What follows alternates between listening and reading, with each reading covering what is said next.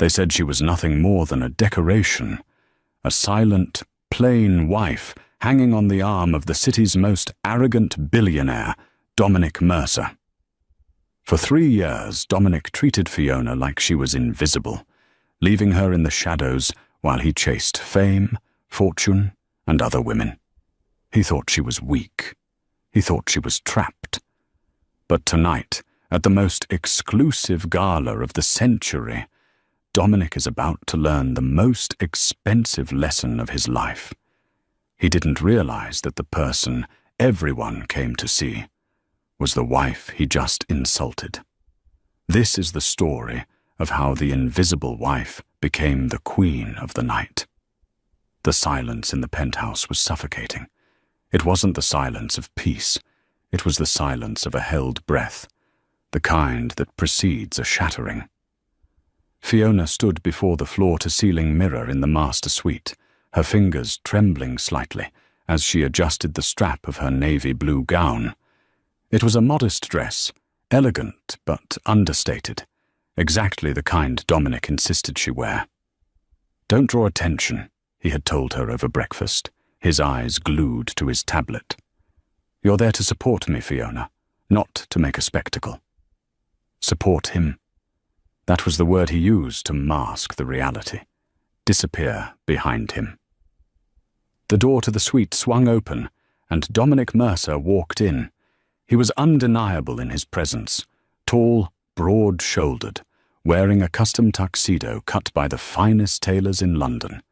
He checked his reflection in the mirror, adjusting his cufflinks without sparing a glance at his wife. "The car is downstairs," Dominic said, his voice clipped. "We're already 10 minutes behind schedule. Winston is going to be there, and I need to corner him before the auction starts." Fiona turned, hoping for a sliver of validation. "How do I look, Dominic?" Dominic paused, finally looking at her. His gaze was critical, scanning her like a balance sheet that wasn't quite adding up. He didn't smile. He didn't soften. He just nodded, a quick, dismissive gesture. "Fine," he said. "Appropriate. Just remember the rules, Fiona. Smile, nod, and don't try to talk business. These people are sharks. They'll eat someone like you alive." "Someone like me," Fiona repeated softly. "And what is someone like me, Dominic?" He sighed, the sound of a man burdened by a slow child. "Someone who doesn't understand the complexities of my world. Someone who enjoys the luxury I provide, but doesn't have to carry the weight of it. Just try not to embarrass me tonight. Bianca is going to be there managing the PR for the event, and I need everything to run smoothly." The name landed like a slap. Bianca, his public relations manager, the woman who lingered a little too long at his side in press photos, the woman who looked at Fiona with a mixture of pity and amusement. "Is she?"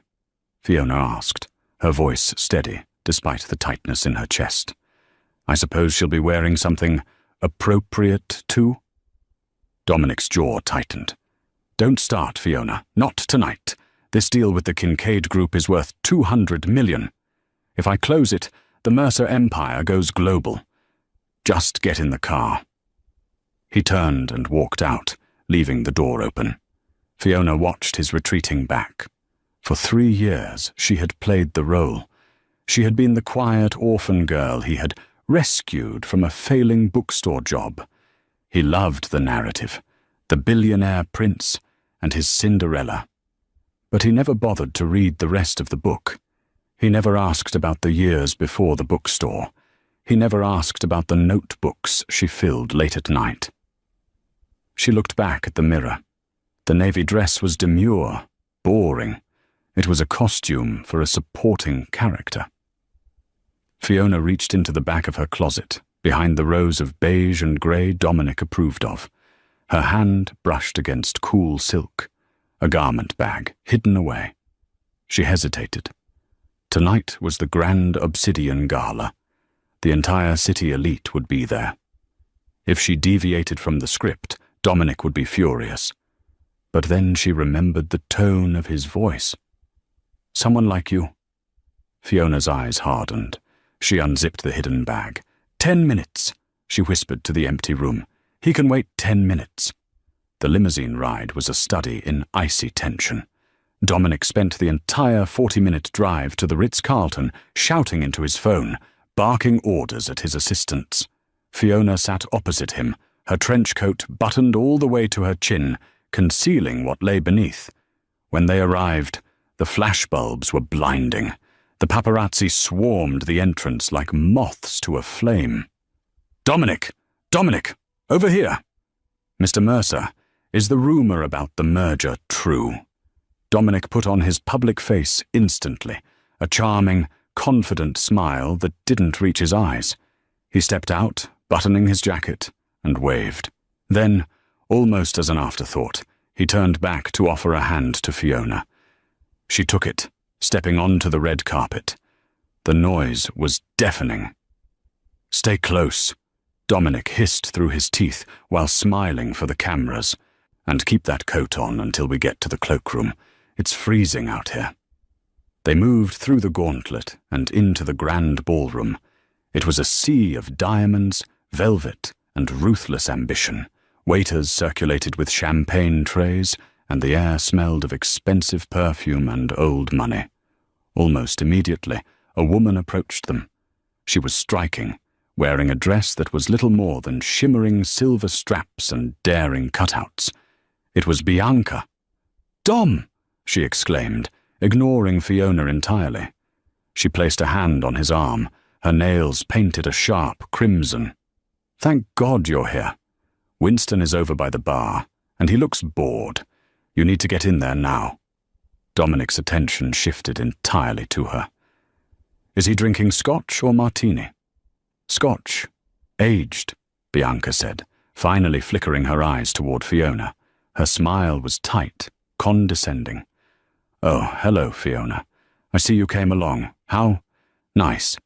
You might want to grab a drink and find a seat near the back. The business talk is going to get heavy near the front tables." Fiona looked at Bianca, then at her husband. Dominic was already scanning the room, looking for his target. "Go find a table, Fiona," Dominic said, waving his hand dismissively. "I'll come find you when dinner is served. Bianca needs to brief me on the talking points."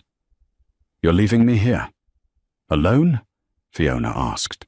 "You're not a child," Dominic snapped, his patience snapping. "Just sit down and don't talk to anyone important. I have work to do." He turned his back on her. He walked away with Bianca, their heads bent together, laughing at something she whispered. Fiona stood alone in the middle of the foyer. People brushed past her. She heard whispers. "That's Mercer's wife, right?" "The quiet one. Poor thing, she looks like a nanny. Look at him with Bianca. It's hardly a secret anymore, is it?" Shame burned in her cheeks, hot and sharp. But beneath the shame, something else was kindling. It was the same fire that had kept her alive when she lost her parents at 18. It was the fire that drove her to study until her eyes blurred, even when she had no money for tuition. She wasn't a nanny. She wasn't a charity case. She saw the cloakroom attendant, a young man named Leo, whom she recognized from previous events. He looked at her sympathetically. "Mrs. Mercer, can I take your coat?" Fiona looked at Dominic's retreating figure.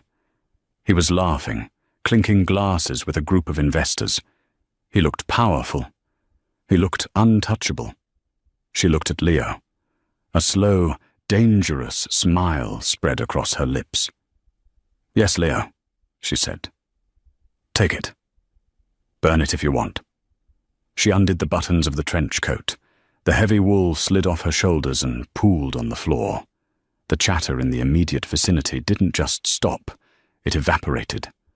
Underneath the drab coat, Fiona wasn't wearing the navy blue dress. She was wearing a gown of pure, liquid gold. It was strapless, hugging her curves with architectural precision, the fabric shimmering as if it were alive. It was bold. It was regal. and it was a design that no one in this room could buy, because it was a one-of-a-kind creation by Elara, the mysterious, anonymous designer that every celebrity in Hollywood was trying to find. But the dress wasn't the only shock. Around her neck sat a necklace that made the chandeliers look dim. It was a cascade of sapphires and diamonds, a piece so distinct and historical that it belonged in a museum. Fiona lifted her chin. She didn't look like a nervous housewife anymore. She looked like an empress who had just claimed her throne. "Leo," she said, her voice clear and commanding. "Where is the VIP organizer? I believe I have a keynote speech to give." Leo's jaw dropped. You are the keynote speaker." "The program lists the speaker as the architect," Fiona said smoothly. "That would be me." She turned and walked toward the ballroom floor. The sound of her heels on the marble was rhythmic, purposeful. As she entered the main hall, heads turned, not one by one, but in waves. The conversation died down, replaced by a collective gasp. Dominic was standing near the bar, laughing at a joke Winston had made. He saw Winston's eyes widen. He saw Winston's gaze drift over his shoulder. "Good Lord," Winston muttered. "Who is that?" Dominic frowned.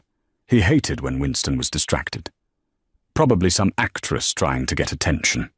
Ignore her, Winston. About the merger." "No, Dominic," Winston said, putting his glass down. "Look." Dominic turned around, annoyed. His breath hitched in his throat. He blinked, sure that he was hallucinating. Walking through the center of the room, parting the crowd like the Red Sea, was a vision in gold. The woman carried herself with a terrifying grace. She was radiant. She was magnificent. And she was his wife. Dominic Mercer felt a sensation he hadn't experienced in years. Panic. It started in his chest and clawed its way up his throat. He watched the woman in gold move through the crowd, stopping to accept a glass of champagne from a waiter who looked as if he might faint from being in her presence. "Dominic," Bianca hissed, her nails digging into his tuxedo sleeve. "Who is that? Why is she wearing that? You told me she was a mouse." "I don't know," Dominic snapped, pulling his arm away. "Stay here." He marched across the ballroom floor, abandoning his carefully cultivated calm. He intercepted Fiona just as she was about to be approached by the mayor. Dominic grabbed her upper arm, his grip tight, pulling her slightly away from the center of the room into the shadow of a large marble pillar. "What do you think you're doing?" Dominic whispered furiously, his face inches from hers. "Have you lost your mind?" "Take that off."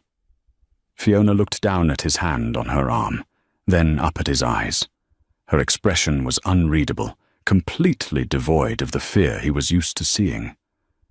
"Take it off," she repeated, her voice calm and amused. "We are in the middle of a ballroom, Dominic. That would be rather scandalous, don't you think?" "Don't play games with me," he growled. "Where did you get this dress? Where did you get the money? And that necklace? It looks ridiculous. Everyone knows I didn't buy it for you. You look like you're playing dress-up in costume jewelry. You are humiliating me." Fiona laughed.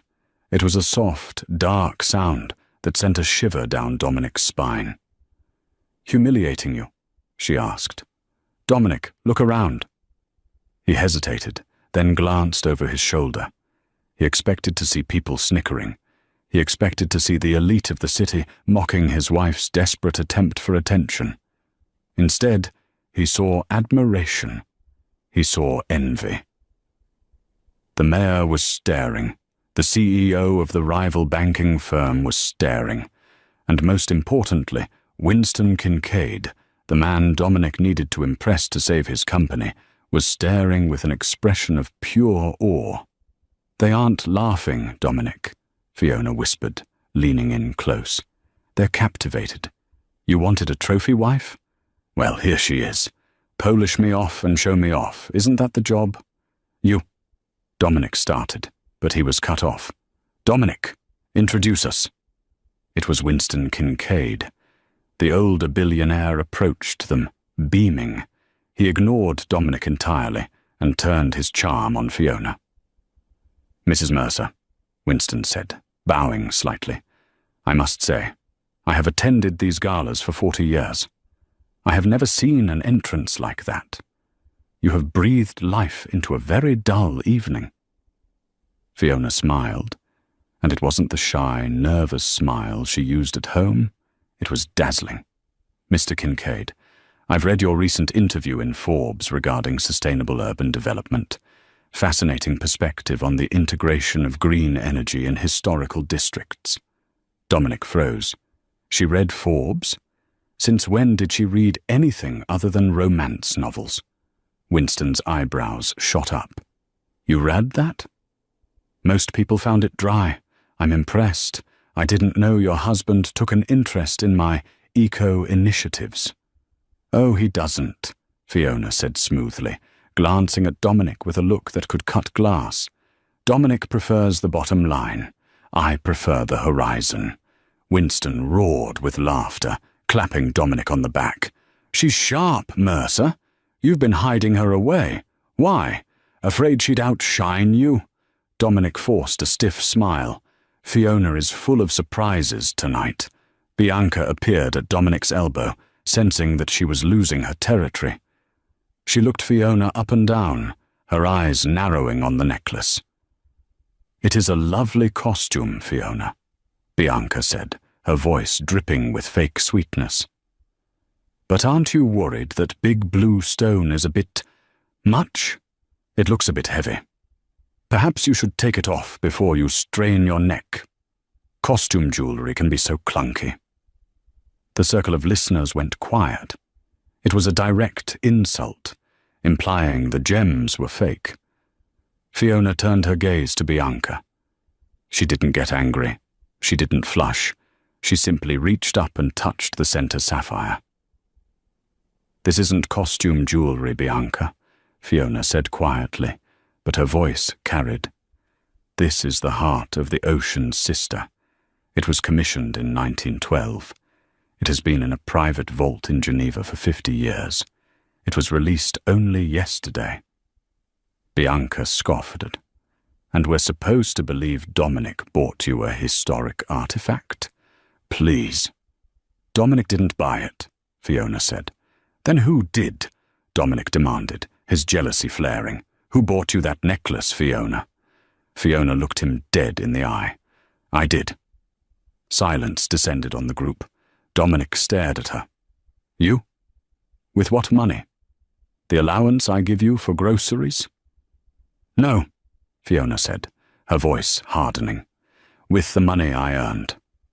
You see, Dominic, while you were busy working late with Bianca, I was working too.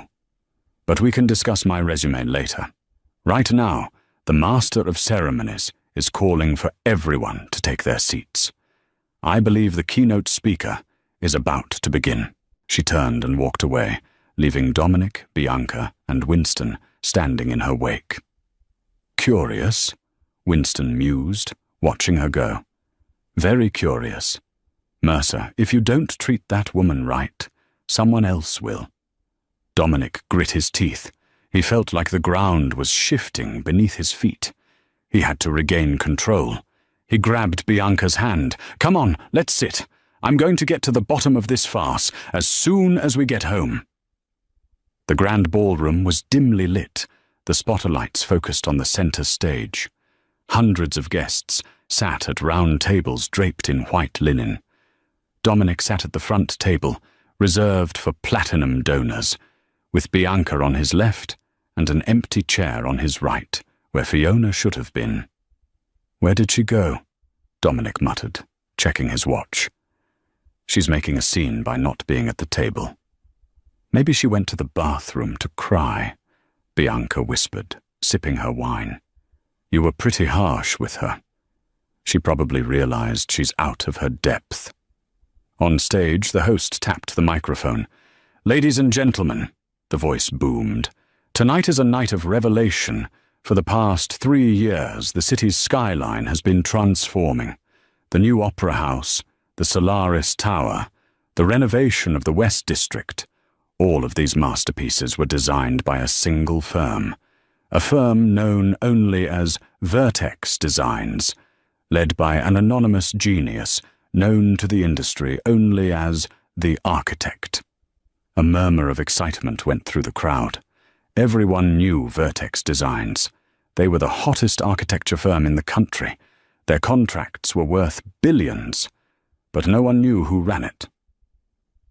"Tonight," the host continued, "to celebrate the launch of the Obsidian Charity Fund, the Architect has agreed to reveal their identity and auction off the blueprints for the upcoming Sky Bridge project." Dominic leaned forward. "This is it," he whispered to Bianca. "If I can buy those blueprints, the Kincaid deal is sealed. I need to know who this architect is, so I can make them an offer before the bidding starts." "Please welcome," the host shouted, gesturing to the curtains, "the CEO and lead designer of Vertex Designs." The heavy velvet curtains parted. Dominic raised his glass, ready to toast the old man or eccentric artist he expected to walk out. A figure stepped into the spotlight. The gold dress shimmered like liquid fire. The sapphires at her throat caught the light, sending blue fractals dancing across the room. It was Fiona. Dominic's glass slipped from his fingers. It hit the table, shattering, red wine soaking into the white tablecloth. He didn't even notice. "No," he whispered. "That's impossible." Fiona walked to the podium. She adjusted the microphone, her poise absolute. She looked out over the crowd, her eyes scanning the darkness until they landed on the front table. On Dominic. "Good evening," she said. Her voice was amplified, rich and confident. The voice of a woman who commanded boardrooms, not a woman who asked for permission to buy new curtains. "I am Fiona Mercer, but in the world of design, you know me as the Architect." The room erupted. Gasps, applause, and shocked whispers filled the air. "She's the Architect? Mercer's wife? The quiet one? My God, she designed the Solaris Tower." Dominic felt like he couldn't breathe. The Solaris Tower. He had praised that building for months. He had told Fiona over dinner, while ignoring her, that the man who designed it was a visionary. He had been calling his own wife a visionary without ever looking at her. On stage, Fiona continued. "For years I have worked from the shadows. I allowed my work to speak for itself. But recently, I realized that silence is not always a virtue. Sometimes, silence is just submission, and I am done submitting." She clicked a remote in her hand. A massive screen behind her lit up, displaying a complex, beautiful 3D rendering of a futuristic bridge connecting the city's financial district to the harbor. "This is the Sky Bridge," Fiona said. "It is my masterpiece. It utilizes solar skin technology and wind harvesting support beams. It is the future of this city." She paused, letting the image sink in. "Usually, I would auction this to the highest bidder," she said. "However, tonight is different. Tonight, I am looking for a partner. A partner who understands value, not just price." She looked directly at Dominic again. The camera crews zoomed in on her face, projecting her intense gaze onto the side screens. "My husband," she said, the word hanging in the air. "Dominic Mercer has been trying to close a deal with the Kincaid Group to develop the harbor. He believes that money is the only language that matters." Dominic went pale. She was airing their business in front of everyone. "But Mr. Kincaid," Fiona said, turning her head to where Winston sat in the front row, "I know that you value integrity. You value vision. And you value respect." Winston stood up slowly, his eyes locked on Fiona. "I do," Winston called out, his voice booming without a microphone. "Then I have a proposal," Fiona said. "I am the owner of the land the Sky Bridge sits on. I bought it 3 years ago under the name Vertex Designs. Dominic, you have been trying to buy that land for 6 months, haven't you? You've been screaming at your assistants because the anonymous owner wouldn't sell." Dominic slumped in his chair. He had cursed the owner of that land every day. It was her. It was her the whole time. "I am willing to sign the land and the design over to the Kincaid Group," Fiona announced, "for free." The crowd gasped. "Free?" someone shouted. "On one condition," Fiona said, her voice turning into steel. "The contract will stipulate that the Mercer Corporation, and specifically Dominic Mercer, is barred from any involvement in the project. He is blacklisted from the development." The shockwave hit Dominic like a physical blow. She wasn't just embarrassing him. She was destroying his career. This deal was supposed to save his company from bankruptcy. Without it, he was finished. "You can't do this!" Dominic screamed, jumping up from his chair. He ignored the wine dripping from his lap. "Fiona, stop this madness!" "Security," Fiona said calmly into the microphone. "Please ask the heckler to sit down. He's interrupting the presentation." 2 large security guards stepped toward Dominic. He looked around wildly. Bianca had already scooted her chair away from him, looking at him like he was a contagion. Winston Kincaid walked up to the edge of the stage. He looked at Dominic, then up at Fiona. "Mrs. Mercer," Winston said, "or should I say, Ms. Architect, you have a deal." Fiona smiled. "Thank you, Winston. Now, if you'll excuse me, I have a party to enjoy, and I believe my husband has some bankruptcy papers to file." She stepped back from the podium as the room erupted into thunderous applause. Not for Dominic, but for the woman who had just crushed him. Dominic stood there, the applause ringing in his ears like a death knell. He looked at Fiona, really looked at her, for the first time in years, and he realized with a sickening jolt that the woman he had ignored was the most powerful person in the room. And he had just lost her. But the night wasn't over. Fiona had one more secret to reveal. The applause eventually died down, replaced by a buzzing energy that filled the room. The atmosphere had shifted entirely. Dominic Mercer was no longer the king of the jungle. He was the wounded gazelle, and the predators were circling. Dominic stood frozen near the stage, his face flushed with a mixture of rage and humiliation. He watched Fiona descend the stairs, surrounded immediately by admirers. Winston Kincaid was shaking her hand vigorously. The mayor was waiting his turn. Photographers were fighting for angles. Dominic felt a hand on his shoulder. He turned, expecting comfort from Bianca. "Well," Bianca said, her voice icy. She was clutching her clutch bag, looking at him with undisguised disdain. "That was educational." "Bianca," Dominic stammered, grabbing her arm. "You have to help me fix this. Go talk to the press. Spin this.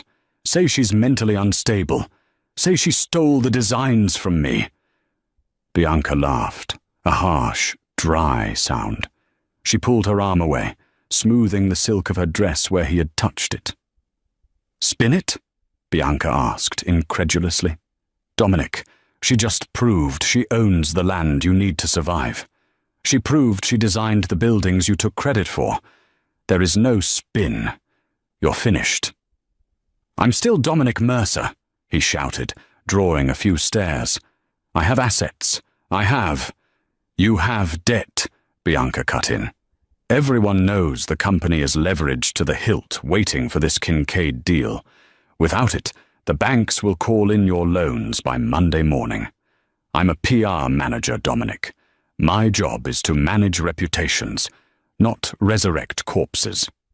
I don't date bankrupt men." She didn't even say goodbye. She turned on her heel and walked straight toward a group of hedge fund managers, her smile already back in place, hunting for a new target. Dominic was alone.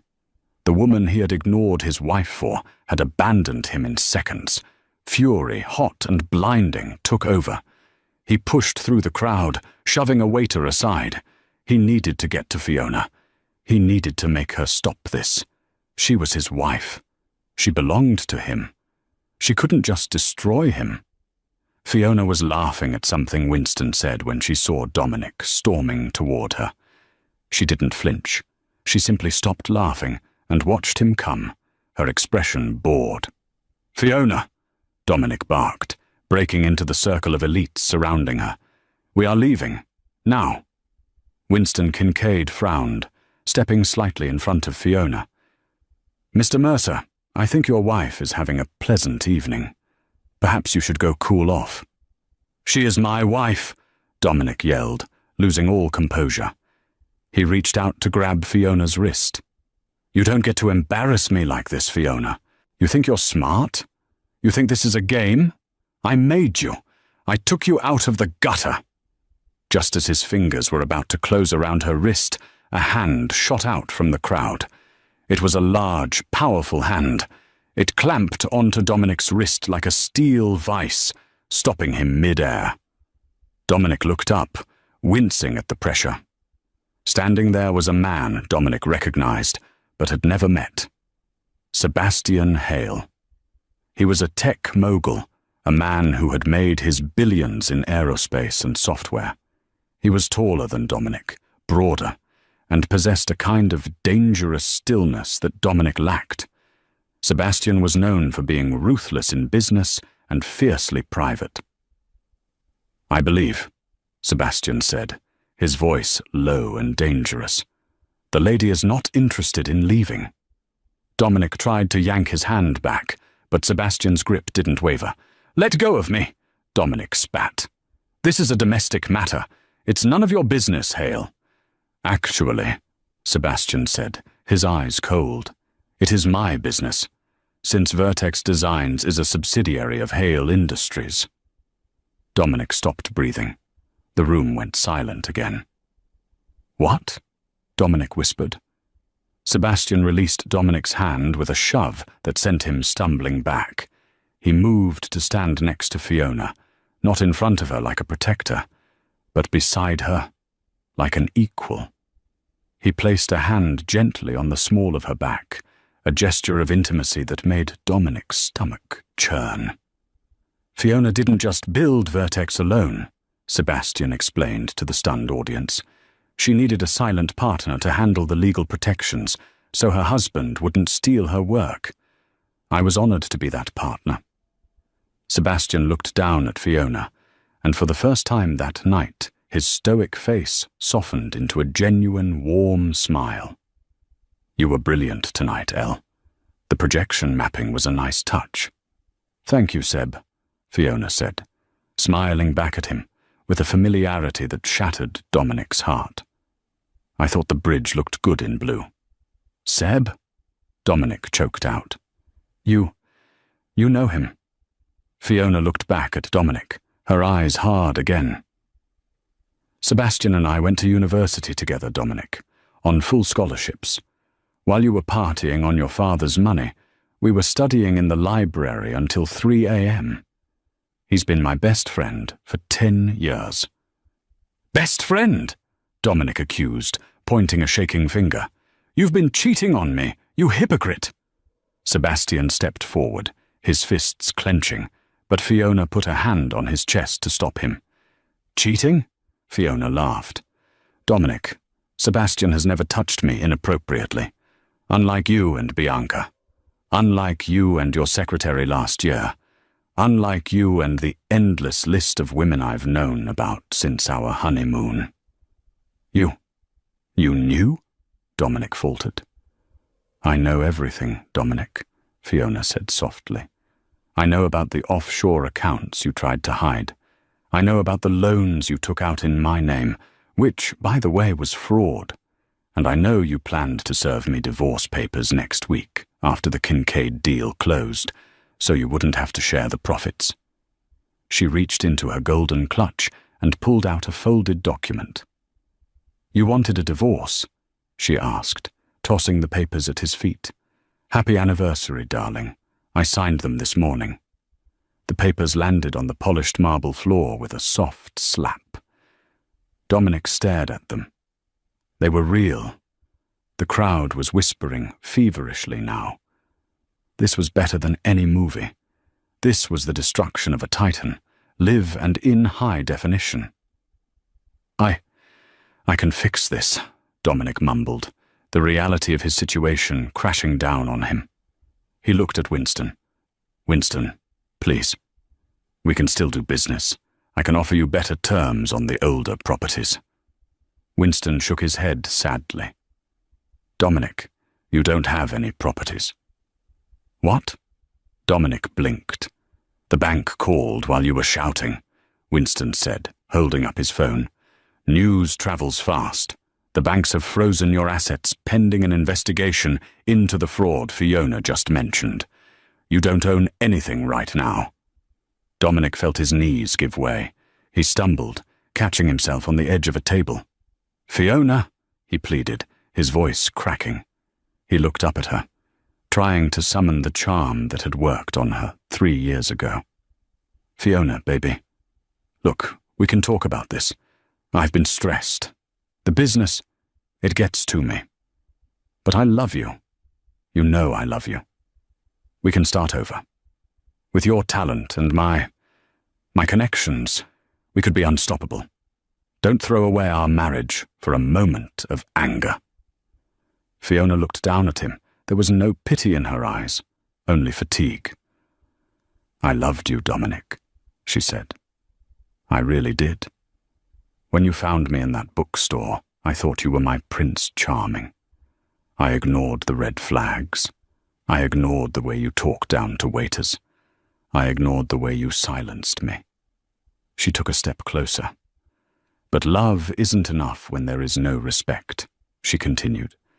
And you didn't just disrespect me. You erased me. You wanted a statue, Dominic. Well, statues don't forgive. She turned to Sebastian. I'm tired. Can we go? Of course, Sebastian said. He glared at Dominic one last time. Don't follow us. Wait, Dominic scrambled up. Where am I supposed to go? If the banks freeze my accounts? The penthouse? I can go to the penthouse, right? Fiona stopped. She didn't turn around. The penthouse? She asked over her shoulder. Oh, I forgot to mention. The building management company. I bought that last month, too. You're evicted, Dominic. Your keycard was deactivated an hour ago. You can't do that, Dominic screamed. That's my home. My clothes are there. My watch collection. Your things have been packed, Fiona said calmly. They are in a box with the doorman. Well, most of them. I donated your suits to a charity for job-seeking men. I figured you wouldn't need tuxedos where you're going. Where am I going? Dominic yelled, tears streaming down his face now. Fiona turned back one last time. She smiled, but it was a sad smile. I don't know, Dominic. You're a smart man. Figure it out. Or maybe ask Bianca if you can crash on her couch. Oh, wait. She left. She took Sebastian's arm. Let's go get a burger, Seb. I'm starving. This dress is too tight for fine dining. Sebastian chuckled, the sound rich and warm. Whatever you want, Elle. Burgers it is. They walked out of the ballroom together, leaving the chaos behind. The cameras flashed, capturing the image of the golden architect and the tech mogul, leaving the broken billionaire in the dust. Dominic stood alone in the center of the room. The guests were starting to drift away, uncomfortable with the raw display of emotion. The waiters began clearing the broken glass from his dropped wine. One waiter, a young man, swept the shards near Dominic's expensive Italian shoes. Excuse me, sir, the waiter said politely. You're standing in the mess. Dominic looked down. He looked at the divorce papers on the floor. He looked at the empty door where his wife had exited. He wasn't standing in the mess. He was the mess. He fell to his knees, burying his face in his hands, and for the first time in his life, Dominic Mercer cried, not for a lost deal, but for the realization that he had held a diamond in his hand and treated it like a rock until he threw it away. 1 year later, the city of Viridia had transformed. What was once a skyline dominated by rigid, grey concrete and the smog of industry had been pierced by a miracle of modern engineering. A silver ribbon of steel and glass sliced through the air, connecting the bustling financial district to the historic harbour with a grace that defied gravity. The Sky Bridge. It wasn't just a structure, it was a statement. It was a testament to vision, resilience, and the power of stepping out of the shadows. It was the day of the grand opening, and the energy in the air was electric. The press was there in full force, a swarm of reporters and cameramen jostling for position. Drones buzzed overhead like mechanical hummingbirds, capturing sweeping aerial shots of the gleaming architecture. But this time, the lenses weren't hunting for Dominic Mercer. They weren't looking for the man who had once claimed this city as his personal playground. They were looking for Fiona. Fiona stood at the center of the bridge, the high-altitude wind whipping her hair back, carrying the scent of salt water and ozone. She wore a white power suit, crisp, tailored, and modern, a stark contrast to the golden gown of her debut a year ago, but just as commanding. The gold had been a costume of rebellion. The white was the uniform of a leader. She stood tall, her hands resting on the railing, feeling the subtle, rhythmic hum of the bridge beneath her feet. It was alive, breathing with the city. Beside her stood Sebastian. He looked dashing in a charcoal suit that fit his broad frame perfectly, but his attention wasn't on the marvel of engineering before them. His eyes never left her face. He watched her with a mixture of pride and something deeper, something that had simmered quietly for a decade. "Nervous?" Sebastian murmured, leaning in close so only she could hear over the roar of the wind and the distant chatter of the crowd. Fiona turned to him, her smile slow and genuine. She looked out at the water, where the sunlight danced on the waves like shattered diamonds. "No," she said softly. "I built this, Seb. I calculated every stress point, every load-bearing vector. I know it will hold." Sebastian grinned, the corner of his eye crinkling. "I wasn't talking about the bridge." Fiona laughed, a free, unburdened sound that seemed to float up into the clouds. Life had been a whirlwind since that fateful night at the Obsidian Gala. Vertex Designs had exploded, becoming the most sought-after architecture firm in the country. She was no longer just a rumor or a ghostwriter for her husband's ego. She wasn't just the architect anymore. She was Fiona Mercer, though soon to change that name, a celebrity in her own right, a symbol of female empowerment, and a philanthropist who actually cared about the causes she funded. But amidst the triumph, there was always the shadow of the past. Fiona scanned the crowd gathered far below on the harbour promenade. Thousands of people had come to watch the ribbon cutting. From this height, they were a mosaic of colours and movement. Tourists pointing cameras, locals pushing strollers, construction workers in high-vis vests, beaming with pride at what they had built. Her gaze drifted, almost instinctively, to the fringes of the crowd. In the back, near a steaming hot dog vendor, a man stood alone. He wore a faded grey windbreaker that had seen better days, the zipper stuck halfway up. He looked older than his 35 years, his posture slumped, as if the weight of the sky was pressing down on him. His hair, once styled with expensive product, was thinning and unkempt, blown messily by the harbour breeze. He hadn't shaved in days, the stubble greying and patchy. He held a tablet in his hands, but it wasn't the sleek, ultra-thin, top-of-the-line model he used to brandish like a weapon in boardrooms. It was an old, cracked model, likely bought second-hand or salvaged from a pawn shop. It was Dominic. He wasn't there to cause a scene. He didn't have the energy, the money, or the arrogance for that anymore. After the gala, the fall had been swift, brutal, and absolute. The fraud investigation Fiona had triggered had stripped him of everything. The penthouse with the view he never appreciated, the fleet of luxury cars he rarely drove, the stock portfolio he obsessively checked, all seized to pay back the creditors he had defrauded. He had avoided jail time only by the skin of his teeth, pleading guilty and liquidating every single asset he had hidden in offshore accounts. Now Dominic Mercer, the former Prince of Viridia, worked as a mid-level shift manager at a logistics warehouse on the outskirts of the city. It was a 9-to-5 grind of clipboards, angry truck drivers, and fluorescent lights. He clocked in, he clocked out. He lived in a small, drafty studio apartment in the East End, the very district he used to mock for its grime and lack of potential. He stood there now, watching the giant LED screens set up on the promenade, broadcasting the ceremony live. He saw the high-definition close-up of Fiona's face. He saw the way her eyes sparkled when she spoke about connecting communities. He saw her laugh at something Sebastian whispered, and he saw the way she looked at Sebastian. It was a look of total trust, of safety, of adoration. It was a look Dominic had never earned, and certainly never received. "She looks happy," a voice said beside him. Dominic jumped, nearly dropping his cracked tablet. He turned to see an older man standing next to him, wearing a nondescript baseball cap and sunglasses to blend in with the tourists. But the voice was unmistakable.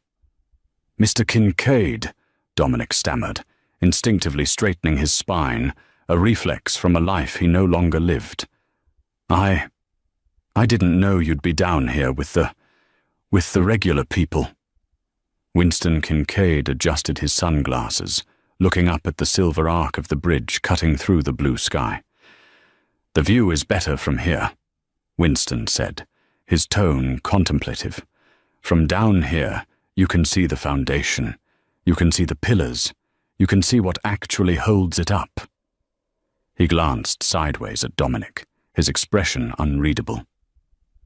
"Something you never bothered to look at, Dominic. You were always too busy looking down from the penthouse." Dominic flinched. The truth stung more than the wind.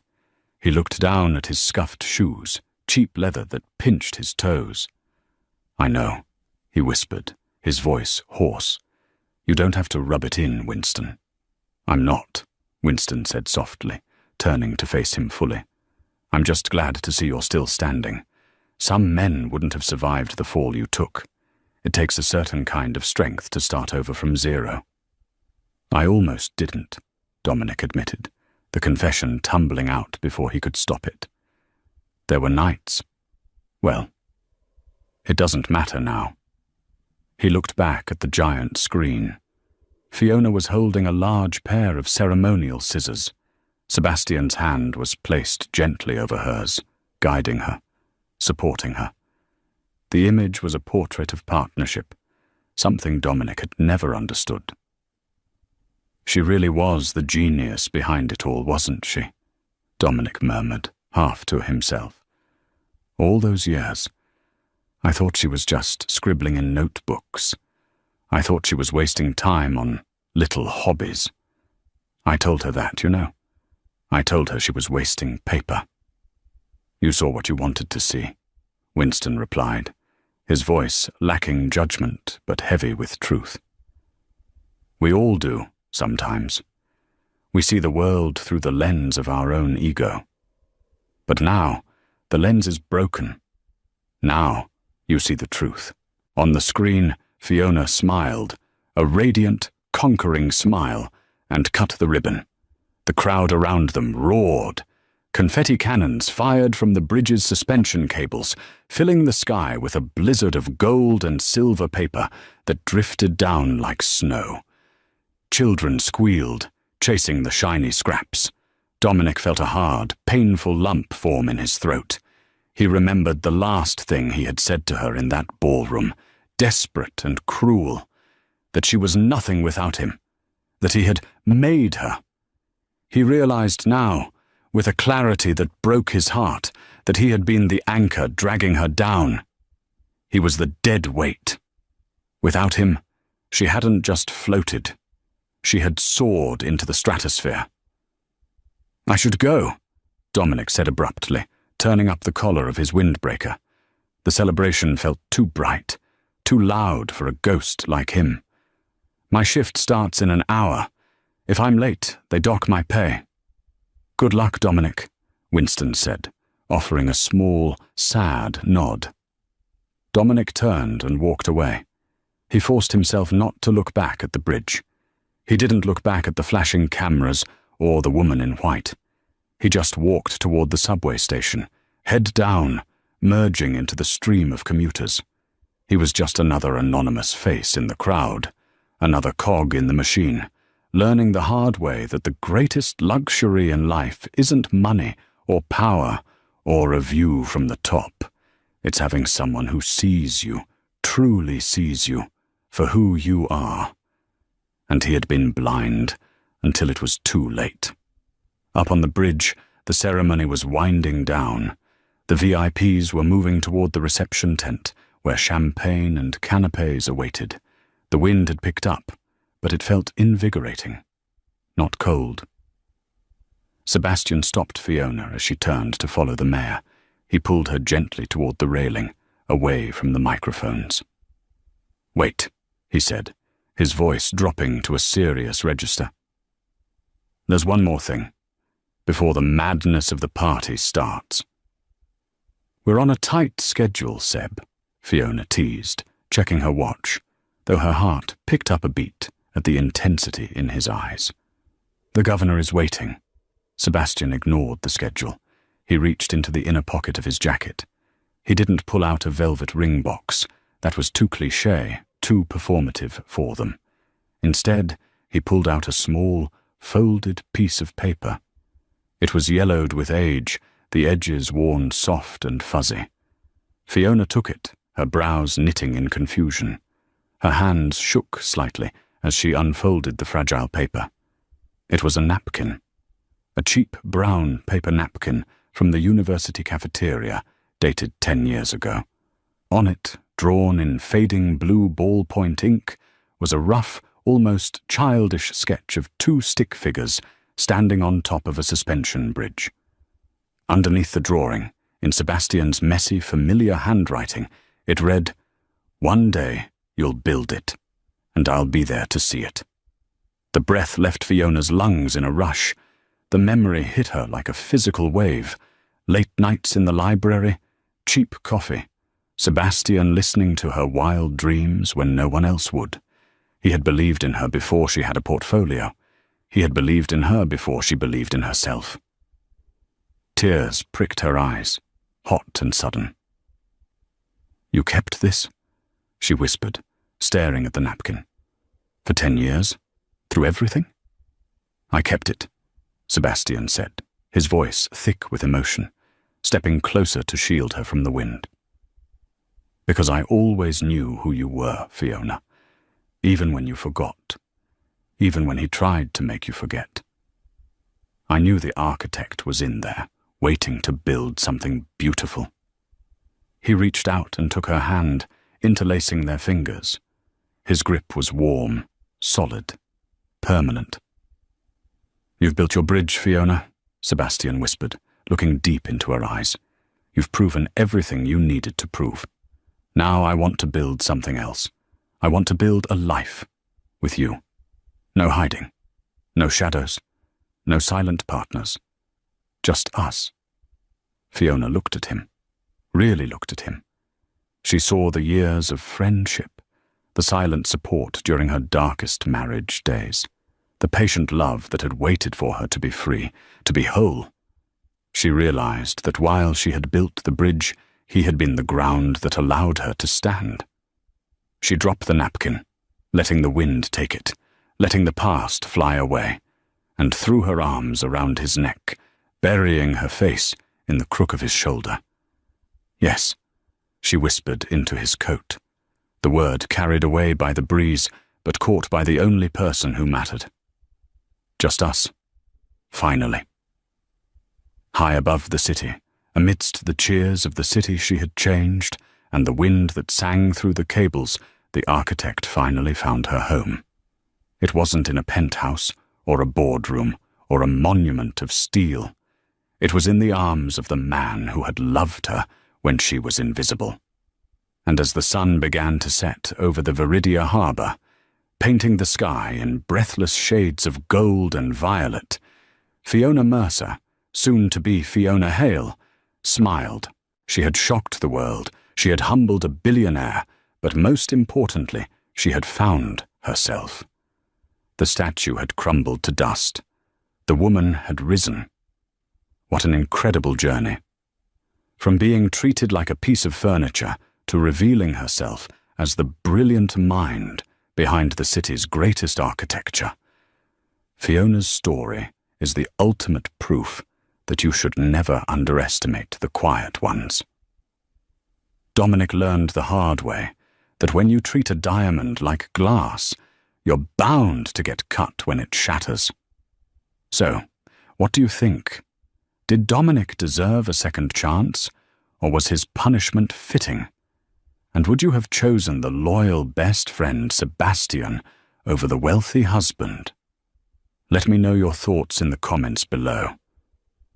If you enjoyed this story of revenge, success and true love, please smash that like button, share this video with your friends, and don't forget to subscribe and hit the notification bell so you never miss a new story.